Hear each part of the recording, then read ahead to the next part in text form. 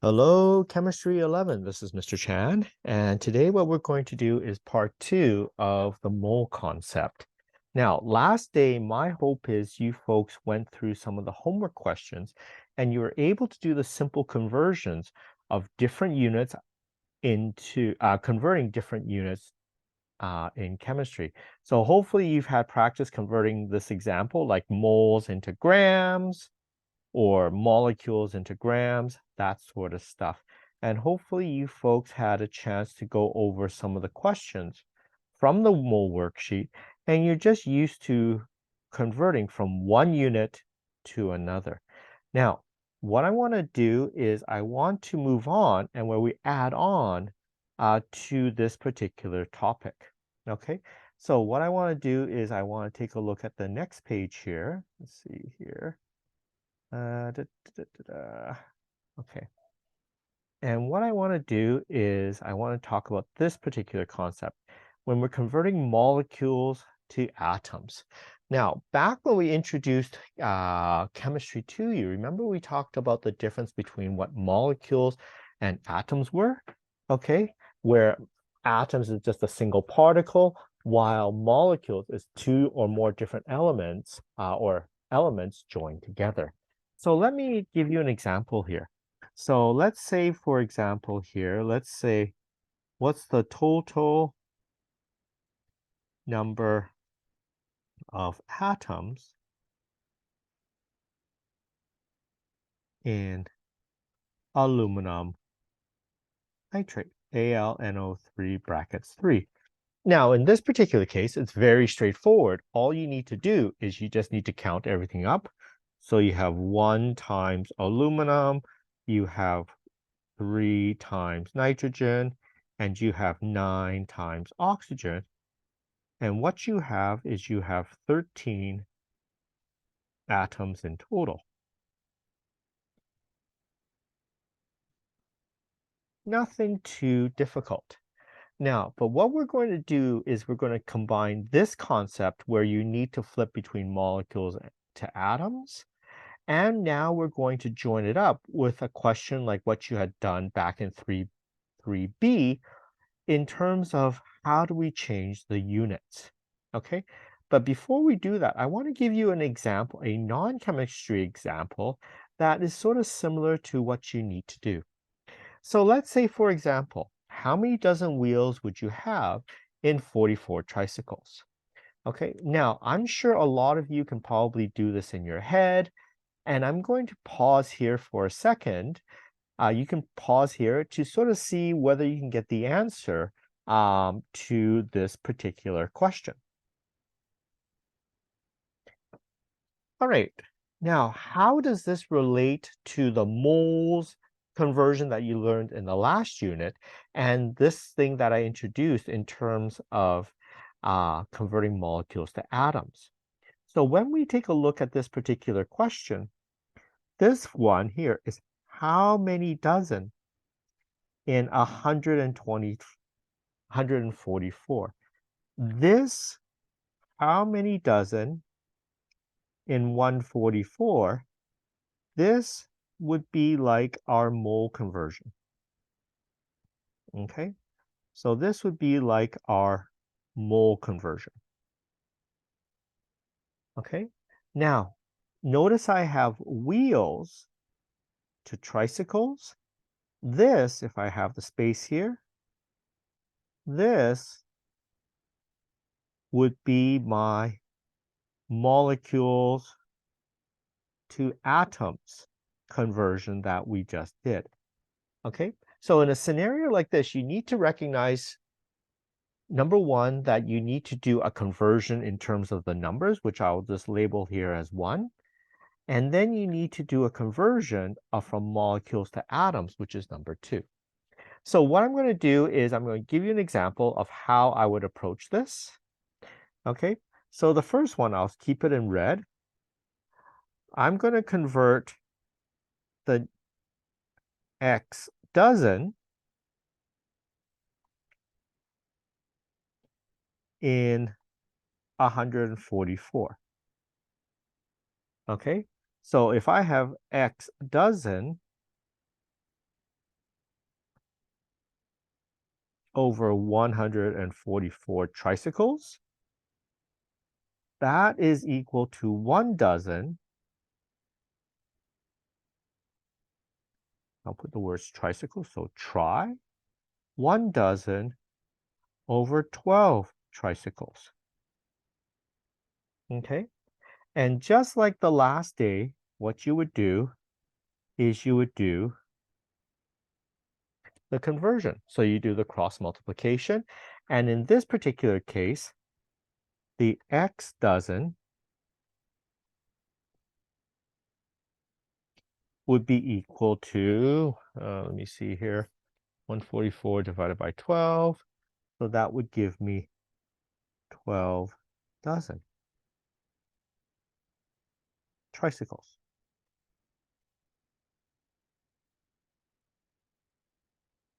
Okay. Now, what I want to do now is I want to take this new number, and now I approach it into changing it into wheels. Okay, doing my second conversion. So in this particular case, number 2, what I need to do is I need to do 12 dozen tricycles. I'm just going to use the word try into x dozen wheels. Now, you folks know that 1 tricycle is equal to 3 wheels. Okay, so what we could do is we could do 12x dozen, oopsie, x dozen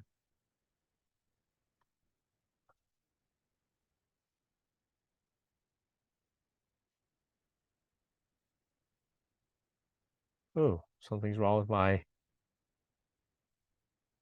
dozen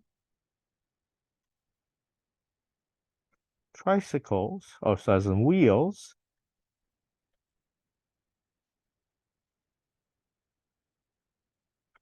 over 12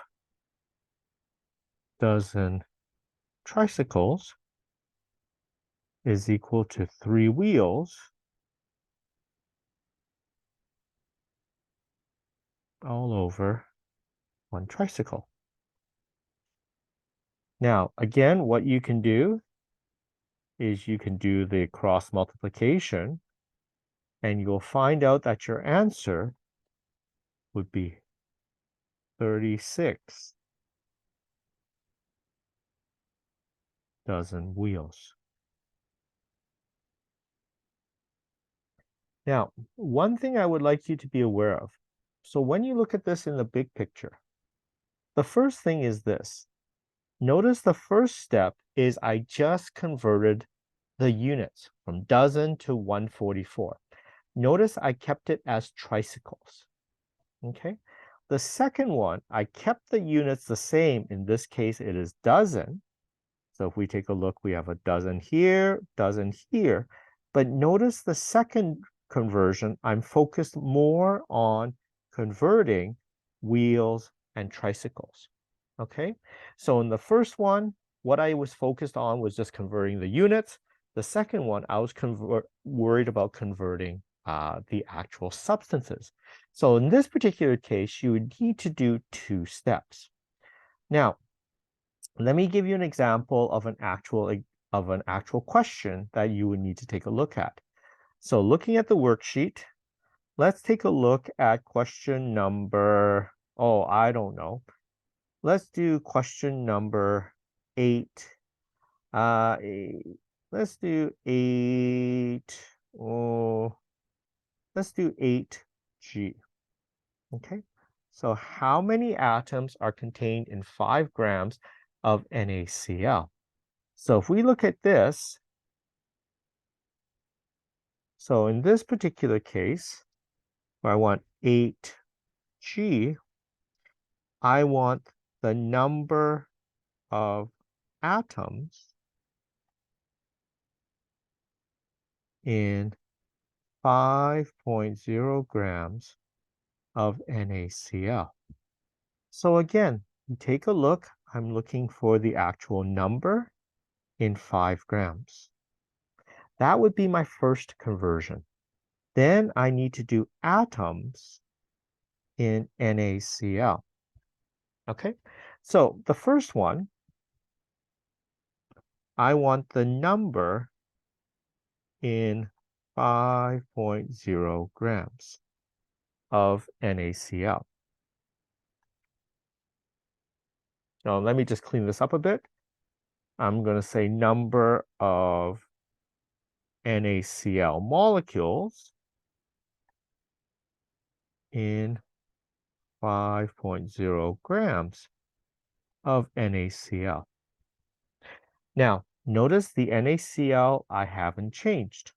I'm just focused on going from the numbers to 5 grams. So in this particular case, again, the setup is the same as before. So 1 mole of NaCl is equal to 1 times 6.023 times 10 to the 23 NaCl. And that would be equal to sodium, I believe, is 23 and 35.5. 1 times 58.5 grams of NaCl. Okay, now, so again, we have the number of NaCl's over 5.0 grams of NaCl is equal to 1 times 6.023 times 10 to the 23 NaCl's all over 1 times 58.5 grams of NaCl. Again, you do the cross multiplication. Okay, so if I do 5 divided by 58.5 times 6.023 e to the 23rd, so what I get is the number of NaCl is equal to 5.15 times 10 to the 22 NaCl's. Now that's the first step. Okay, the second step is we go atoms in NaCl. Okay, or actually we go the other way. We go NaCl into atoms. So in this particular scenario, 1 NaCl, what we have is we have 2 atoms. Okay, so if we have the number of atoms in 5.15 times 10 to the 22 NaCl, that would give us 2 atoms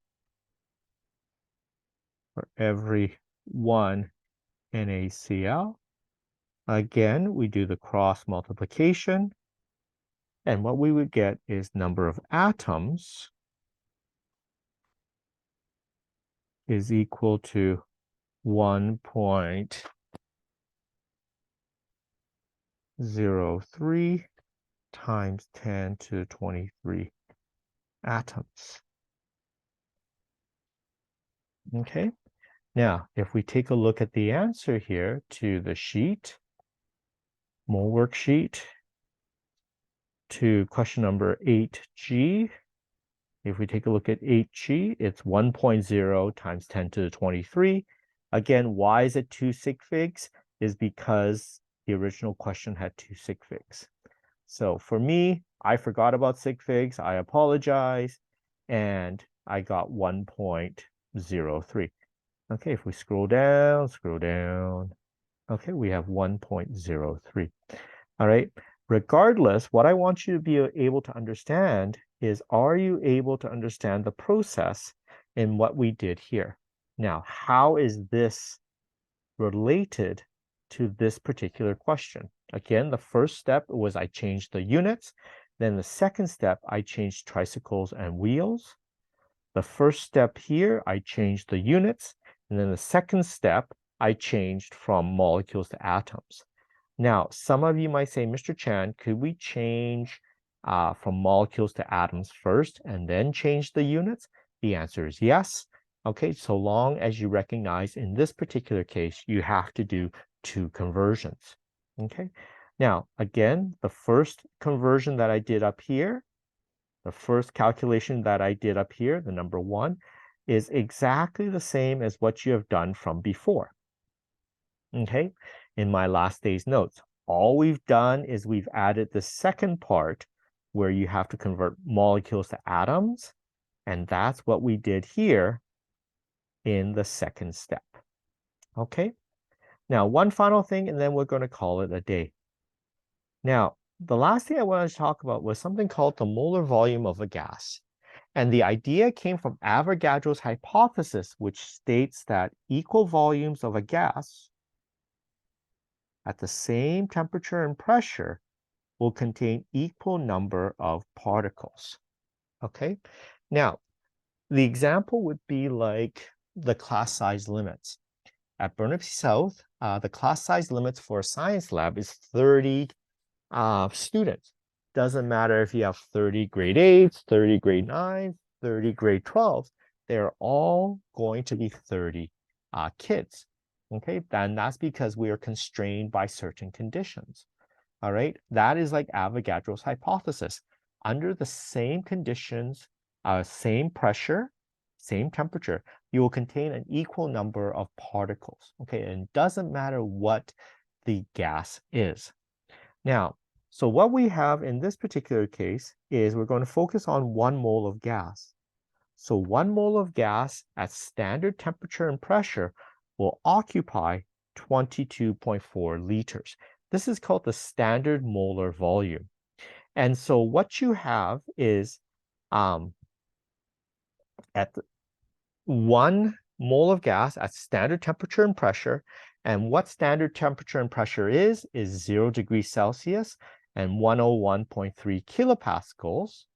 Okay, what you get is you get the relationship of 1 mole of atoms, which is 6.02 times 10 to the 23rd, which is equal to the atomic mass. We've dealt with that before, but now we're adding that it's going to be 22.4 liters. Now, again, what I've done is I've given you this particular diagram is for you can use and just memorize your way through it in terms of, are you starting with mass or particles or volume? And what you have to do is divide by either the molar mass, divide by Avogadro's number, which is 6.02 or times 10 to the 23rd, or by 22 liters to get you the number of moles. And once you get to the number of moles, what you could do is multiply by molar mass or Avogadro's or 22.4 liters to get you to whatever ending you want. Now you can memorize that, and if you find that this helps get you started, that's perfectly fine. But what I'm going to do is I'm going to go over an example where, again, I'm going to use the conversions that I do. Okay, so let's say, for example, I'm going to go over question number 10b. Okay, so it says, what is the mass in grams of 33.45 mils of O2 at STP? So in this particular case, I'm going to go over question number 10b. Okay, so I'm going to go over question number 10b. Oh, wow, I did not know I could do that. Let's do that. I just want blue again. Okay. Okay. And so what I wanted was the number of grams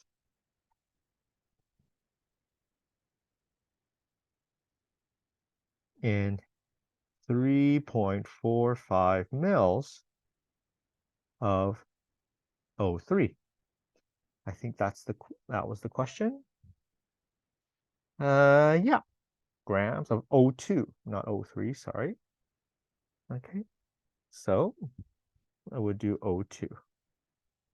Okay, so again, what is the setup?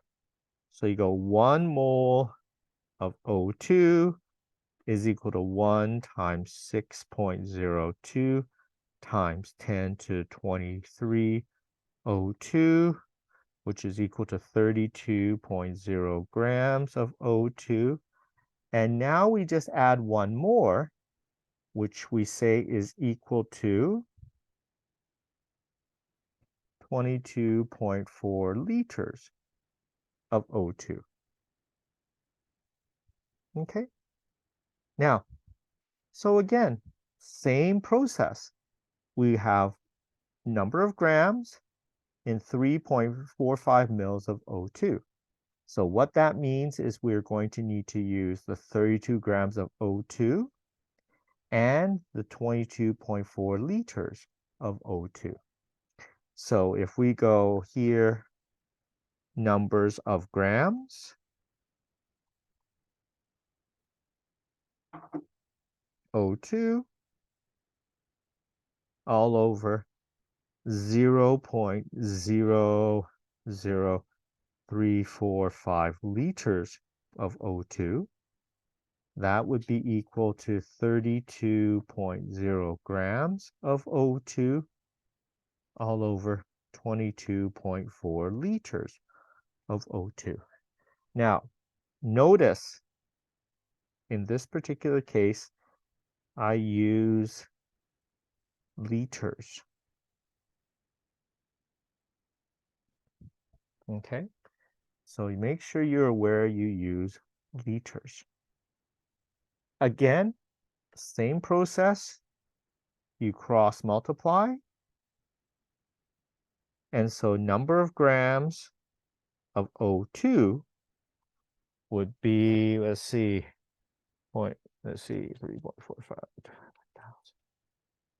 okay, times 32 divided by 22.4 liters, and that would give me an answer of 0.00493 grams. Okay, and if we check our answer for question number 10B,